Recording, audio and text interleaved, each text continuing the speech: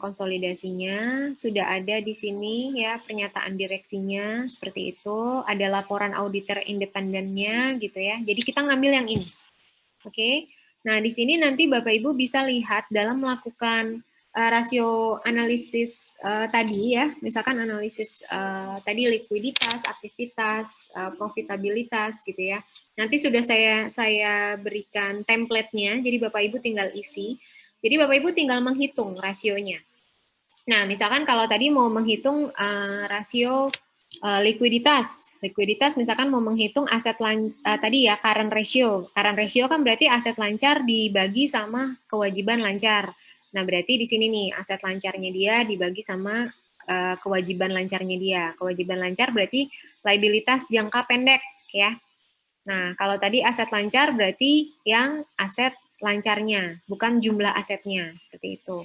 Nah, Bapak Ibu juga harus ingat di sini ada keterangan dia dalam jutaan rupiah, kecuali nilai nominal dan data saham. Oke. Jadi ini semua sudah dalam jutaan. Jadi kalau mau menghitung, berarti nanti jangan lupa ditambahkan 06, seperti itu ya. Kalau ini dia hanya jutaan rupiahnya dihilangkan karena di sini sudah dinyatakan dalam jutaan rupiah. Nah, seperti itu tadi. Ini dia ini neraca, tetapi dia modelnya tidak dijadikan berdampingan antara sisi aktiva dengan pasiva. Jadi ini sisi aktivanya ya. Nah, ini adalah sisi pasifanya. Seperti itu. Jadi ada liabilitas, ada yang jangka pendek, ada yang jangka panjang. Masih lanjut ke bawah ada ekuitas, gitu ya. Nah, ini dia tidak, kalau tadi udah dijelaskan, kalau nilai nominal sama data saham dia bukan berdasarkan jutaan. Jadi ini adalah modal saham ya. Modal sahamnya dia dari perusahaan itu sendiri, terus ada tambahan modal di store ya. Modal di store-nya adalah sekian. Ini adalah kalau kita mau lihat berapa lembar sih saham yang ditempatkan di dalam perusahaan ini, berarti dia sudah jadi perusahaan terbuka ya. Kalau kita bisa download laporan keuangannya, itu berarti dia sudah masuk ke dalam pasar modal. Berarti kita bisa lihat laporan keuangannya dan dia juga punya lembar saham yang dijual bagi masyarakat. Nah, kalau di sini ada jumlah ekuitas, kita lihat di sini ada jumlah ekuitas yang dapat diatribusikan kepada pemilik entitas induk. Ada di sini kepentingan non-pengendali. Nah, ini merupakan jumlah ekuitas nih semuanya. Tetapi, kalau kita mau melihat total ekuitas, kita jangan melihat yang jumlah total ininya. Tapi kita lihat yang ini. Jumlah ekuitas yang dapat diatribusikan kepada pemilik entitas induk. Karena kalau kita sebagai perusahaan, kalau kita sebagai investor, kita sebagai pihak luar perusahaan.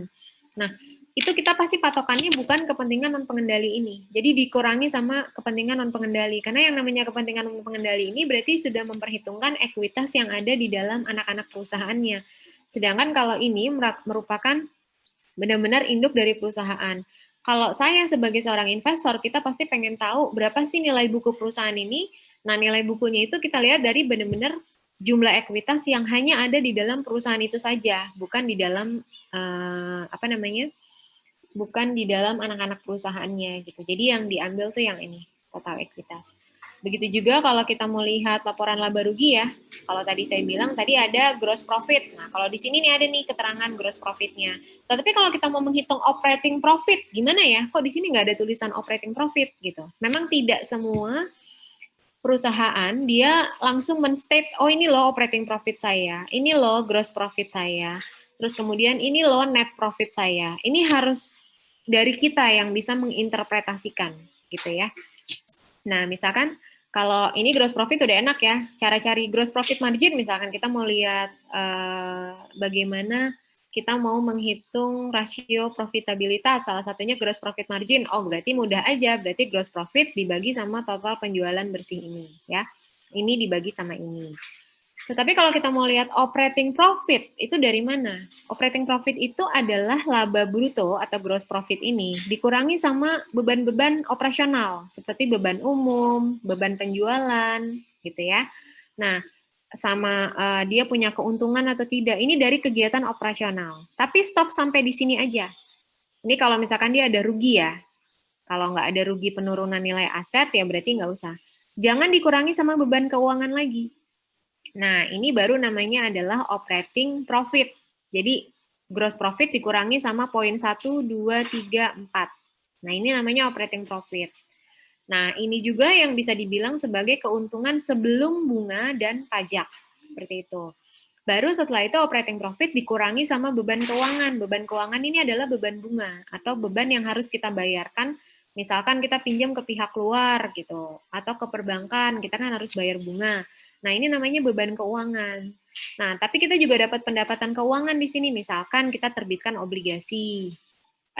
Misalkan kita beli obligasi. Beli obligasi itu berarti kita kan membeli surat hutang ya. Membeli surat hutang berarti kita meminjamkan uang ke pihak penerbit obligasinya. Nanti kita dapat kupon. Nah, ini adalah pendapatan keuangan. Nah, ini dikurang-kurangin semua, operating profit dikurangi beban keuangan, ditambah ini dan segala macam, sampai dia tidak dikurangi sama pajak. Nah, itu berarti earning before tax gitu ya, karena udah dikurangi beban keuangannya tadi, beban bunganya. Nah, sekarang kalau kita kurangi lagi sama pajaknya berapa? Dikurangi di sini. Nah, di sini nih kelihatan dia itu bukannya untung, tapi dia ini rugi tahun berjalan. Kalau dia untung itu namanya keuntungan tahun berjalan. Ternyata si TINS ini di tahun 2020 dan 2019 sebelumnya dia tuh rugi gitu ya. Nah, ruginya itu nanti ngelihatnya di sini berapa sih ruginya dia? Ruginya dia itu totalnya adalah yang ini. Rugi tahun berjalan yang diatribusikan kepada pemilik entitas induk, ada juga kepentingan non-pengendali. Patokannya kita itu adalah yang ini, pemilik entitas induk. Laba juga nanti gitu, kalau misalkan nanti perusahaannya dia menghasilkan keuntungan, labanya itu juga laba yang diatribusikan kepada pemilik entitas induk. Jadi bukan kepentingan non-pengendali, jadi kita nggak ngambil totalnya ini. Gitu ya. Baik, kalau ini dia untuk perubahan modal ya. Kalau misalkan ada laba ditahan ya, laba ditahan atau retain earnings, itu misalkan udah dicadangkan ditaruh di sini. Kalau misalkan ada laba yang ditahan. Nah, di sini laporan arus kas nih. Jadi arus kas perusahaan itu ada yang bersumber dari kegiatan operasionalnya ya. Kalau kita ngomongin arus kas, ini berarti sudah benar-benar uang yang masuk ke dalam perusahaan dan uang yang keluar dari perusahaan. Jadi benar-benar uangnya itu ada di dalam perusahaan. Jadi bisa dia masuk atau bisa dia keluar. Nah, sumbernya itu dari mana? Bisa dari aktivitas operasional, bisa dari aktivitas investasi, bisa dari aktivitas pendanaan. Seperti contohnya, misalkan tadi tuh di laporan laba rugi yang di sini ya, sudah kelihatan pendapatan penjualannya dia, ya. Pendapatan penjualannya dia adalah sebesar 15.215.980 juta rupiah tahun 2020. Kalau yang namanya pendapatan, berarti kan ini adalah satu uang masuk atau dana masuk ke dalam perusahaan yang bersumber dari mana? Apakah dari operasional, apakah dari investasi, ataukah dari kegiatan pendanaan. Coba menurut Bapak Ibu kalau yang namanya pendapatan ini dia bersumber dari mana nih uang masuknya? Apakah dari kegiatan operasionalnya, apakah dari kegiatan pendanaannya, ataukah dari kegiatan investasi? Menurut Bapak Ibu bagaimana? Dari kegiatan apa ini? Dari kegiatan operasi. Oke, dari kegiatan operasional. Nah, di sini kita lihat sinkron atau tidak yang terlihat di dalam laporan laba rugi dengan laporan yang tercatat di arus kas. Di sini terlihat bahwa pendapatan perusahaan dari sisi operasional itu adalah 15.215.980. Kita lihat. Apakah benar tercatat di laporan arus kas sebesar sekian? Nih. Tadi berapa tadi? 15.215 ya, 980. Tapi di sini penerimaannya lebih besar, bukan 215, tapi 15.377. Nah, kok bisa ya ada selisih? Ada uang masuk, tapi dia selisih yang dicatatkan di perusahaan dari laba ruginya itu adalah sekian uang masuk, tapi kenapa kita menerimanya justru dia lebih? Nah, kita lihat nih, harus lihat apakah perusahaan ini menjalankan kegiatan penjualan secara kredit gitu misalkan. Teams ini dia bergerak dalam bidang apa sih gitu. Nah, dia memproduksi apa sih Teams ini? Dia timah ya, timah berarti dia bisa memproduksi baterai seperti itu, atau dia bisa memproduksi yang barang-barang dari sumbernya itu dari timah. Pada saat dia menjual, mungkin dia memasok ke perusahaan-perusahaan elektronik atau perusahaan-perusahaan mobil listrik seperti itu. Nah, itu dia mungkin bisa melakukan penjualan secara kredit. Nah, ini dia mendapat penerimaan bukan hanya yang dia jual pada tahun 2020 itu, tapi mungkin ada piutang yang dibayarkan oleh perusahaan-perusahaan yang berhutang kepadanya gitu. Jadi di sini ada penerimaan piutang kemungkinan, sehingga di sini penerimaannya bertambah. Tetapi ada juga yang tadi misalkan dicatat di laporan laba rugi penerimaan penjualannya itu besar, tapi ternyata penerimaan dari pelanggannya itu lebih kecil gitu. Nah, ini yang bahaya. Bisa jadi perusahaan itu kan dia memiliki kepentingan ya, untuk apa? Untuk dia menghasilkan keuntungan di sini, ya. Keuntungan di sini itu akan bisa sangat berpengaruh, sangat dipengaruhi oleh tingkat penjualan. Jadi semakin besar tingkat penjualan di sini, berarti di sini juga semakin besar, seperti itu ya.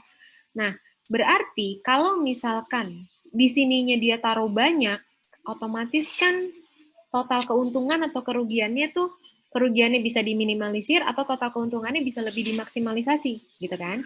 Nah, bisa jadi pendapatan yang ada di sini itu tidak murni semua yang masuk ke dalam perusahaan. Bisa jadi kalau misalkan nih perusahaan ini ada yang seperti ini, dia melakukan tender, ya, atau dia menang tender, atau dia melakukan satu kontrak dengan perusahaan-perusahaan lain senilai berapa. Misalkan dengan perusahaan A dia melakukan kontrak senilai 5 triliun, atau dengan perusahaan B dia melakukan kontrak 10 triliun. Nah, itu mungkin kontraknya belum berjalan ya.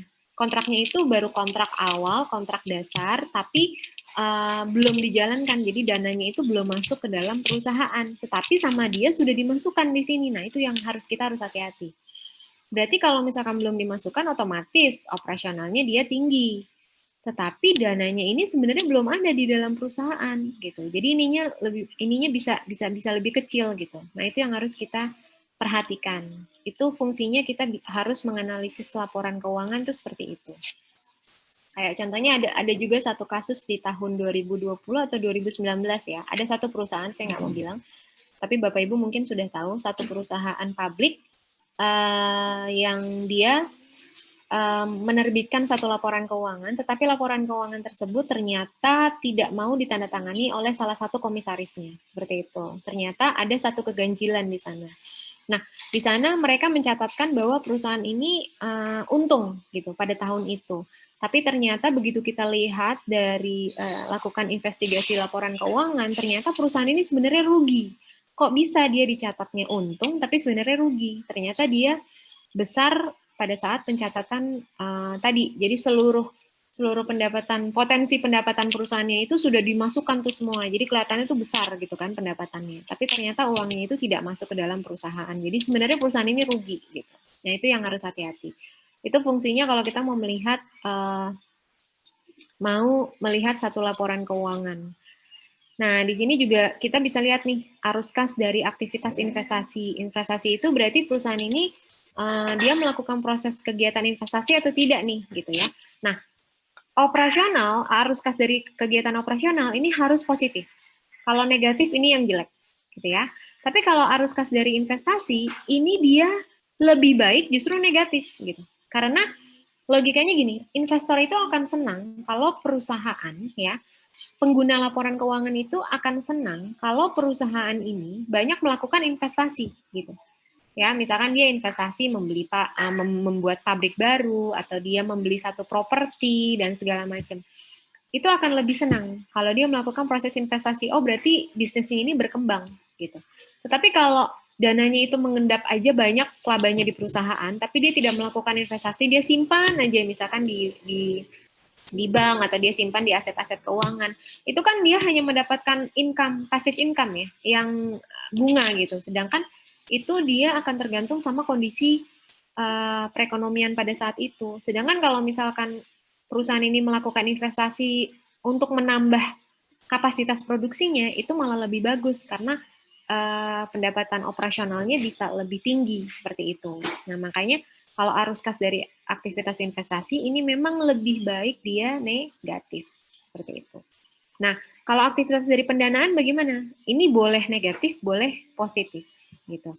Nah, kalau aktivitas pendanaan itu gimana sih? Misalkan dia terima pinjaman dari bank. Oh, berarti image-nya dia ini masih diberikan kepercayaan dari bank untuk menerima pinjaman.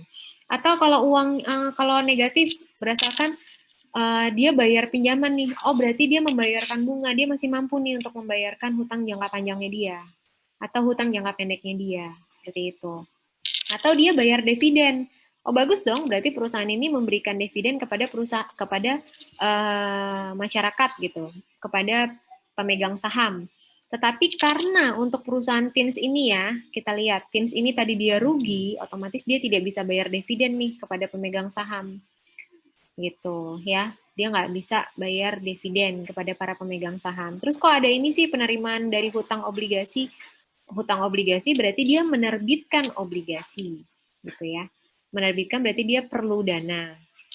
Nah, nanti ada di sesi selanjutnya itu kita membahas mengenai pasar modal. Di dalam pasar modal tersebut itu kita membahas beberapa produk dari pasar modal sehingga nanti Bapak Ibu bisa lebih nyambung dalam membaca laporan keuangan karena kalau yang namanya perusahaan itu pada saat dia sudah masuk ke dalam pasar modal menjadi satu perusahaan terbuka, kita tidak bisa menutup mata dengan adanya produk saham, obligasi, reksadana gitu. Itu pasti merupakan salah satu alternatif pendanaan dari perusahaan seperti itu. Jadi itu kurang lebih mengenai laporan keuangan dan dan rasio-rasionya ya. Jadi ini nanti di dalam laporan keuangan ini neraca, laba rugi, arus kas itu digunakan untuk menghitung rasio-rasio yang tadi saya minta. Seperti itu. Oke, baik. Mungkin Bapak Ibu karena sudah jam 9, waktu kita sudah sampai jam 9, mungkin ada pertanyaan sebelum nanti saya masukkan tugas. Ada pertanyaan yang lain? Mungkin? Yang tadi Bu, yang total pendapatan ditulis di arus kasnya kan selisih. Apakah nanti di akhir tahun selisih yang terjadi dicatatkan Bu? Bagaimana maaf Pak? Pendapatan? Kan tadi kan pendapatan saat dimasukkan ke arus kan selisih itu Bu lebih besar di arus kas ya? Oh, kan kalau tadi ya kita bandingin antara laporan laba rugi sama arus kas. Nah itu apakah nanti di laporan di akhir tahun bakal dicatat Bu selisihnya masuknya kemana? Enggak, tadi tuh laporan keuangan itu ya itu akhir tahun itu dicatatnya seperti itu, gitu. Jadi dicatatnya seperti itu, tidak.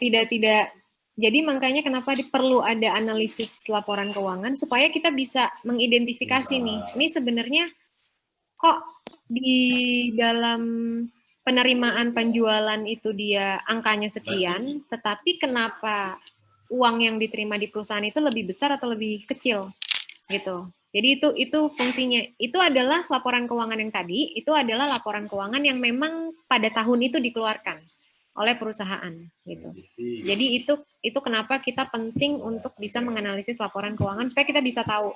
Jangan sampai kita tuh terjebak sama perusahaan ini bagus, harga sahamnya juga murah, tapi perusahaan ini banyak diburu sama masyarakat, sahamnya banyak dibeli sama masyarakat, tetapi sebenarnya kalau kita lihat laporan keuangannya, kita terjebak sama profit yang tidak real gitu.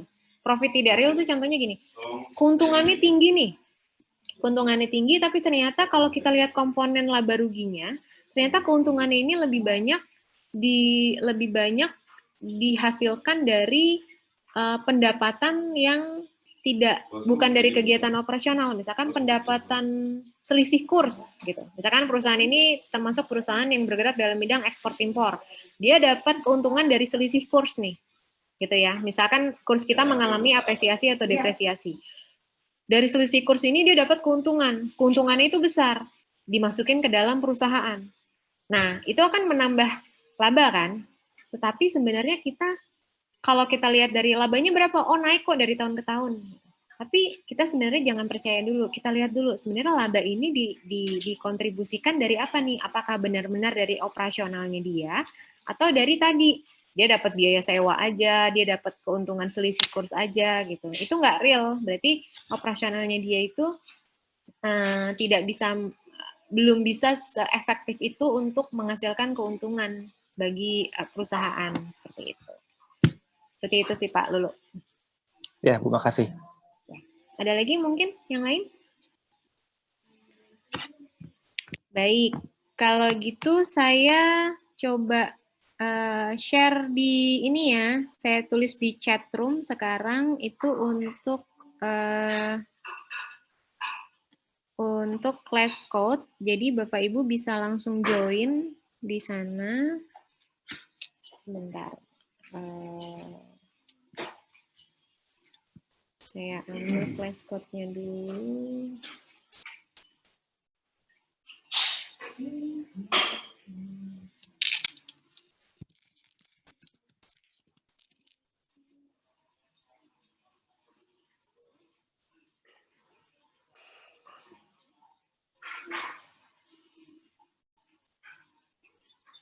Manajemen keuangan.